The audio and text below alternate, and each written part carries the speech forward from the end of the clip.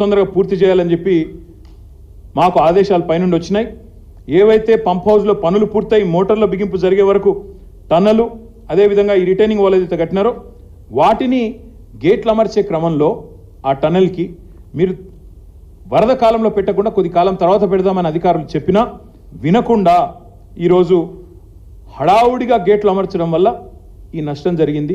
మొత్తం ఆ వీడియోలో మీకు చూపెడదాం అనుకున్న వీడియో కూడా మీరు అందరు చూసే ఉంటారు. సోషల్ మీడియాలో ఇప్పటికే విస్తృతంగా తిరుగుతూ ఉంది ఆ వీడియో.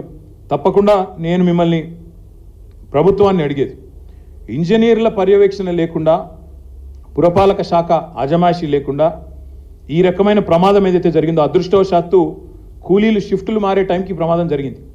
లేకపోతే అక్కడ ఎంతమంది మరణించేవారో లెక్క కూడా లేదు. అంత పెద్ద ప్రమాదం ఇది.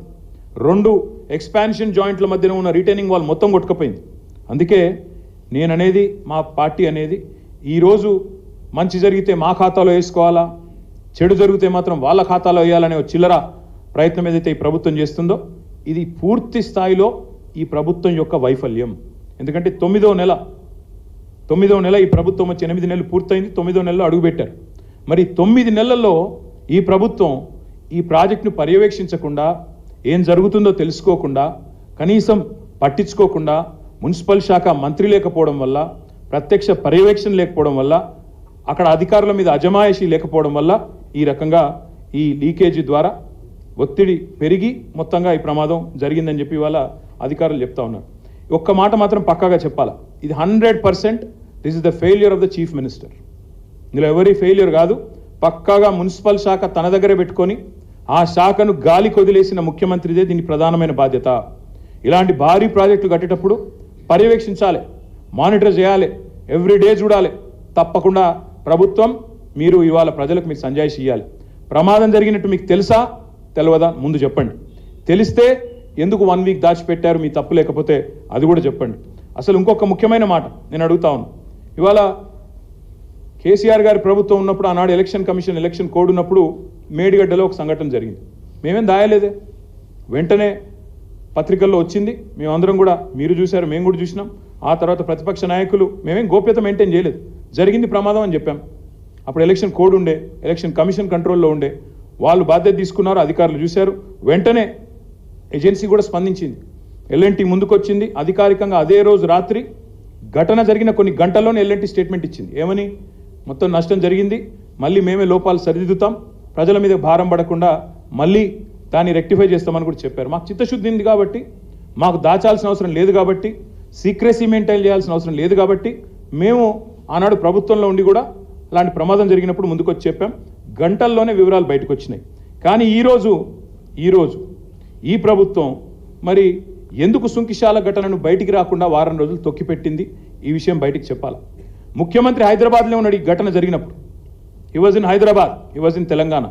కానీ ఘటన జరిగిన తర్వాత కూడా 24 గంటల తర్వాత ముఖ్యమంత్రి గారు బలాదూర్ అని చెప్పి ఆయనతో అమెరికా విమానం ఎక్కి వెళ్ళిపోయాడు. అంటే కనీసం పర్యవేక్షణ లేదు, రిపోర్ట్ లేదు, చూసింది లేదు.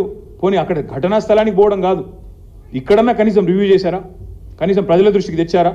ఇదేనా ఒక ప్రభుత్వం వ్యవహరించాల్సిన తీరు? అందుకే మేము డిమాండ్ చేసేది, మరి మీకు చిత్తశుద్ధి ఉంటే ఈ ప్రభుత్వానికి, ఏ ఏజెన్సీ అయితే ఈ పనులు చేస్తూ ఉందో, ఏ ఏజెన్సీ అయితే ఈ పనులు చేస్తుందో వెంటనే ఆ ఏజెన్సీని బ్లాక్ లిస్ట్లో పెట్టండి. మీకు చిత్తశుద్ధి ఉంటే ఈ ప్రభుత్వానికి, వీఆర్ డిమాండింగ్, వెంటనే బ్లాక్ లిస్ట్లో పెట్టండి. వాళ్ళు మళ్ళీ ఒక వర్క్ కూడా ఈ రాష్ట్రంలో చేయడానికి వీలు లేకుండా ఏ డిపార్ట్మెంట్ అయినా, ఇంజనీరింగ్ డిపార్ట్మెంట్ కఠినమైన చర్యలు తీసుకోవాలని చెప్పి మేము డిమాండ్ చేస్తా ఉన్నాం. ఇవాళ ఉప ముఖ్యమంత్రి గారు ఏదో పోతున్నారు సైట్కి అని చెప్పారు. నేను ఉప ముఖ్యమంత్రి గారిని డిమాండ్ చేస్తా ఉన్నా, ఎంతసేపు వేరే వాళ్ళ మీద నిందలు మోపి తప్పించుకుంటామంటే కుదరదు. మీకు ప్రభుత్వానికి చిత్తశుద్ధి ఉంటే 9 నెలలు ఈ ప్రాజెక్ట్ని ఎందుకు పక్కకు వారేసిండ్రు, ఎందుకు ప్రమాదం జరిగితే వారం రోజులు దాచిపెట్టినరు, ఎందుకు సోషల్ మీడియా ద్వారా బయటకు వచ్చిన తర్వాత ఎందుకు మీ ప్రభుత్వం ఇవాళ దిద్దుబాటు చర్యల్లో భాగంగా కేసీఆర్ ప్రభుత్వం మీద నిందలేస్తున్నదో చెప్పాలి. నిజంగానే ముఖ్యమంత్రికి తెలియకపోతే అది కూడా చెప్తా ఉన్నాను. నిజంగానే ముఖ్యమంత్రికి తెలియదు ఈ రోజు వరకు అనుకుంటే, నిన్నటిదాకా సోషల్ మీడియాలో వచ్చేదాకా అనుకుంటే, మరి ఈయనకు పరిపాలన మీద పట్టుందా? ఆయన డిపార్ట్మెంట్లో తాను పరిపాలిస్తున్న రాష్ట్రంలో ఇంత పెద్ద సంఘటన జరిగితే ముఖ్యమంత్రికి తెలియదు అని కనుక ఉప ముఖ్యమంత్రి చెప్తే అంతకంటే సిగ్గుచేటు ఉంటుందా?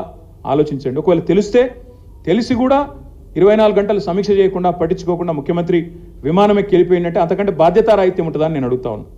ఈ ప్రాజెక్టు పనుల్లో పర్యవేక్షణ వైఫల్యం, జవాబుదారితనం లేకపోవడం, మళ్ళీ మీదికెళ్ళి మా మీద దాడి, చిల్లర విమర్శలు, లేకి మాటలు. ఈ ఎట్లుందంటే వీళ్ళ కథ మంచి జరుగుతూనేమో వాళ్ళ ఖాతాలో. కేసీఆర్ ప్రభుత్వం నోటిఫికేషన్లు ఇస్తుంది, కేసీఆర్ ప్రభుత్వం పరీక్ష పెడుతుంది, కేవలం కాగితాలు ఇచ్చే పని మాత్రం మిగిలిపోయింది. కోర్టు అడ్డం వచ్చింది, ఏదో కోర్టులో స్టే వస్తే ఆగిపోయింది.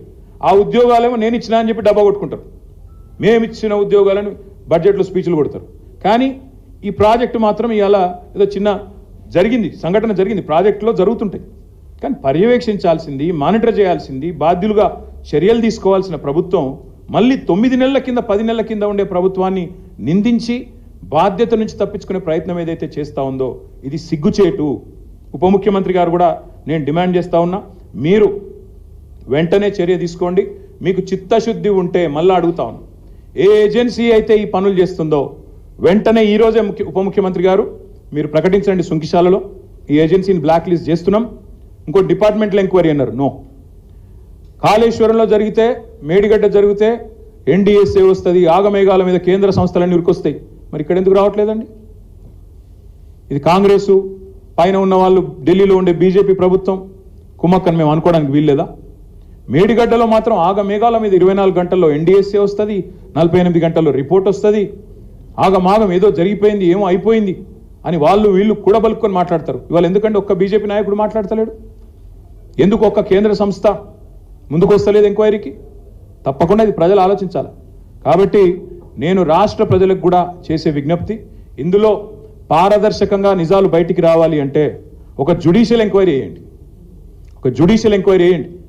సిట్టింగ్ జడ్జితోనే వేయండి, లేదా రిటైర్డ్ జడ్జితోనే వేయండి. ఎవరి తప్పేందో అప్పటిదాకా ఆ సంస్థను బ్లాక్ లిస్ట్లో పెట్టండి. ఏ సంస్థ అయితే నిర్మాణ పనులు చేస్తుందో మీకు చిత్తశుద్ధి ఉంటే ఉప ముఖ్యమంత్రి గారు ఈరోజు సంఘటనా స్థలంలోనే ప్రకటించాలని నేను డిమాండ్ చేస్తా ఉన్నా. బాధ్యులను సస్పెండ్ చేయండి. ముఖ్యమంత్రి ఎవరైతే ఇవాళ పురపాలక శాఖ నిర్వహిస్తున్నాడో మరి ఆయన చాతగాంతనం, ఆయన అసమర్థత, ఆయన ఫెయిల్యూర్ మొత్తం ప్రజలకు కొట్టొచ్చినట్టు కనబడతా ఉంది. ముఖ్యమంత్రి గారు కూడా బాధ్యత తీసుకోవాలా, తప్పకుండా ముందుకు వచ్చి వారు కూడా వెంటనే స్పందించాలని చెప్పి కూడా నేను డిమాండ్ చేస్తూ, ఈ విషయంలో బీఆర్ఎస్ మీద నిందలేసి తప్పించుకునే ప్రయత్నం చేస్తే బట్టగాల్చి మీదేసి తప్పించుకుంటామంటే కుదరదు. ప్రజలకు అన్ని విషయాలు తెలుసు అనే మాట కూడా నేను వారికి విజ్ఞప్తి చేస్తాను.